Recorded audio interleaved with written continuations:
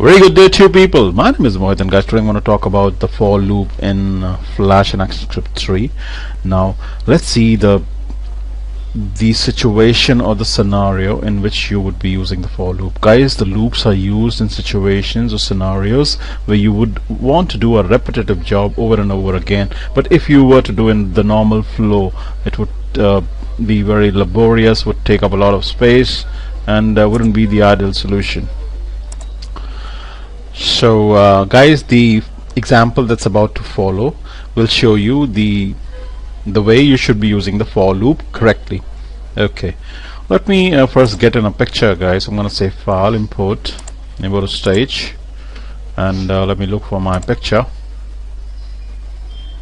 Right now, this picture I'm going to use as a tile, and I'm going to spread the tile from the left of the edge of the page to the right edge of the page, and that's the first thing. And then I'm going to fill it up completely. I'm going to fill the stage up completely using this picture. It's a picture, the width of which is 50, the height of which is 50 as well. It's a bitmap image, guys. I'm going to convert it to a symbol first. So right click, convert to symbol, then I'm going to say OK. Now it's there in the library now, guys, and before I can actually call it through the ActionScript, guys, I need to complete something called an AS linkage or ActionScript 3 linkage. And the way to do it is right click on the symbol, go to properties, and then check this box which says export for ActionScript. Then I'm going to give it a class name. I'm going to call it tile. Then I'm going to say OK. Ignore the warning, say OK once again, guys. Now the AS linkage is complete, guys. I don't need the symbol anymore on the stage. Right. So guys, the first thing that I'm going to do is I'm going to fill the tile from left to the right edge of the page, and the width of the page or the stage, as we call it in Flash, is 550 pixels, guys. It's always 550 by 400, and which means that if I need to flush the tiles from left to the right, I need 11 such tiles. Right. So guys, I'm going to rename this layer 1 as AS3. Okay, and start coding. I'll right click on frame number 1, go inside actions, and coding time, guys. Okay, the first thing that I would want to do is create two variables, xpos and writepos, and we'll soon see why they were created. So variable xpos for exposition, and I'll make it equal to 0. Okay, another variable ypos, and make it equal to 0 as well. The type is number, guys, but it's not compulsory to mention the type always. Cool. Guys, if I need to pull out one instance of this symbol or this tile onto the stage, let's see how I can do it the ActionScript way.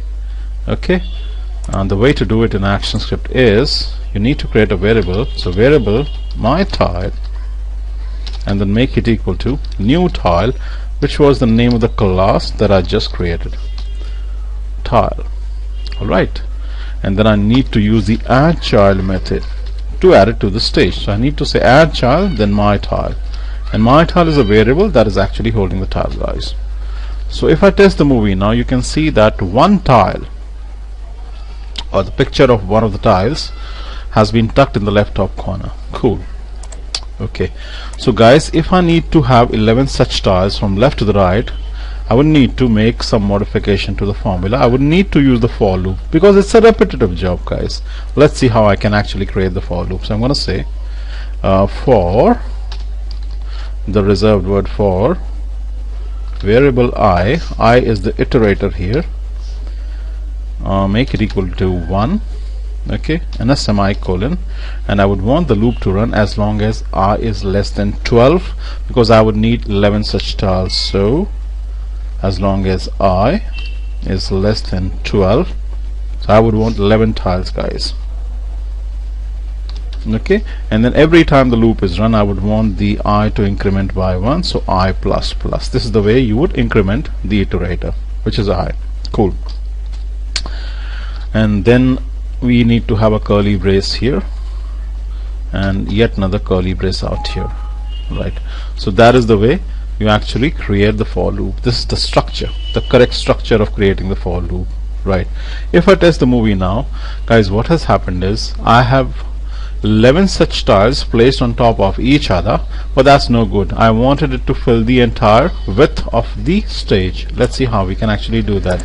Then I'm gonna say my tile dot x and make it equal to expose. Now expose is zeros right now. Okay, if I test, nothing at all would happen. They are still on top of each other. But if I say expose plus is equal to 50, it means every time the loop is run, please add 50 pixels to the exposition. That would make a major difference. Let me test. Right, so guys, as you can see that 11 such tiles have been placed adjacent to each other, hence filling up the entire width of the stage. Cool. Now what if I wanted to fill the entire height of the stage as well? Let's see how we can actually do that. Alright, so I need to say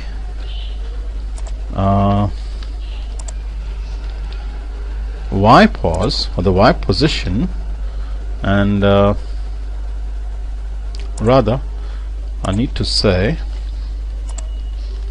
my tile dot y and make it equal to y position, and y position right now is 0, which was declared in line number 9. If I test the project now, no difference has been made. That's because the y is 0, right?